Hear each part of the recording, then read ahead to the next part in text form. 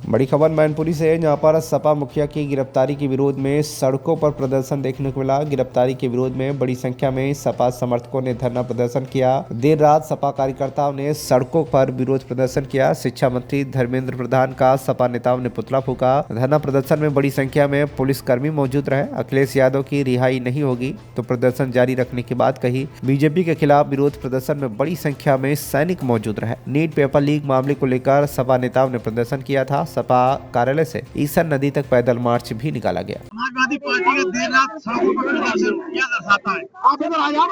क्रांति आ चुकी है हमारे उत्तर प्रदेश में और ये सरकार को हमें हटाना है।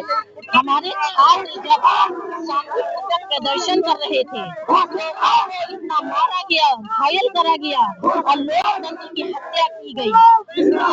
आज उसी हक के लिए यहाँ जब हमारे राष्ट्रीय अध्यक्ष जी गए उनके समर्थन में, तो हमारे राष्ट्रीय अध्यक्ष को गिरफ्तार कर लिया गया। और जब हमारी माननीय सांसद मैनपुरी आदरणीय डिम्पल यादव जी जब गई बच्चों के लिए, तो उनको भी गिरफ्तार कर लिया गया। उनको चोट भी आई और उन्होंने एक माँ की तरह हर बच्चे को दुलार करा, अपनाया। ये हमारा देश है, लोकतंत्र का देश है। अब ये तख्ता पलट के रहेगा, अब हमारा आंदोलन नहीं रुकेगा। इंडिया गठबंधन ने कई कार्यकर्ता, कई नेताओं को, बड़े नेताओं को, विपक्ष के नेताओं को गिरफ्तार किया गया, क्या कहेंगे? राहुल गांधी जी को और अखिलेश भैया को कितने बुरी तरीके से पुलिस खींच के लेके जा रही थी। ये तो गलत है, ये लोकतंत्र की हत्या है, ये हम जनमानस के मौलिक अधिकारों की हत्या है और ये अब नहीं चलेगी। हम समाजवादी हैं, संघर्ष के आदी हैं। ये संघर्ष हम सड़कों पे उतर आए, निश्चित तौर पे प्रदर्शन कब तक जारी रहेगा? प्रदर्शन कब तक जारी रहेगा?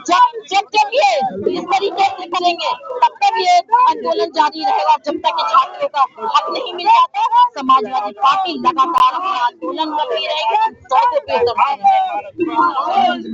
जंतर मंतर पर लोकतांत्रिक तरीके से आंदोलन, ये हमारे पूज्य बापू इसको केंद्र की सरकार ने कुछ और आज उनके समर्थन में देश के बड़े विभिन्न दलों के नेता उन बच्चों के समर्थन में जब वो वहाँ पहुंचे, तो उसमें विभिन्न दलों के नेता सहित मेरे माननीय राष्ट्रीय अध्यक्ष जी को भी गिरफ्तार किया गया। कल आपने देखा होगा मेरी माननीय सांसद में चोट भी आ गई, जिसके विरोध में हम सभी समाजवादी लोग यहाँ पर बैठे हुए। आगे क्या कार्रवाई मांग पूरी नहीं होगी क्या? जब तक माननीय राष्ट्रीय अध्यक्ष जी को नहीं छोड़ा जाएगा, जब तक उनका वक्तव्य हमारे पास तक नहीं आ जाएगा, तब तक हम लोग उठने वाले नहीं है। दिल्ली में जंतर मंतर पर देश की छात्र छात्राओं ने अपने हक की लड़ाई के लिए धरना दिया और वहीं हमारी समाजवादी पार्टी के राष्ट्रीय अध्यक्ष पीडीए के महानायक आदरणीय अखिलेश यादव जी के और कल हमारी मैनपुरी के लोकप्रिय सांसद उन्होंने छात्रों के बीच में जाकर उनका उत्साह बढ़ाने का काम किया। उनकी मांगे थी जो परीक्षा नीट की जो पेपर लीक हुए, लगातार जो पेपर लीक हो रहे हैं, उन पर वो सरकार को मांग करना चाहती थे कि आगे से ऐसी व्यवस्था न हो, छात्रों को नौकरी मिले, रोजगार मिले।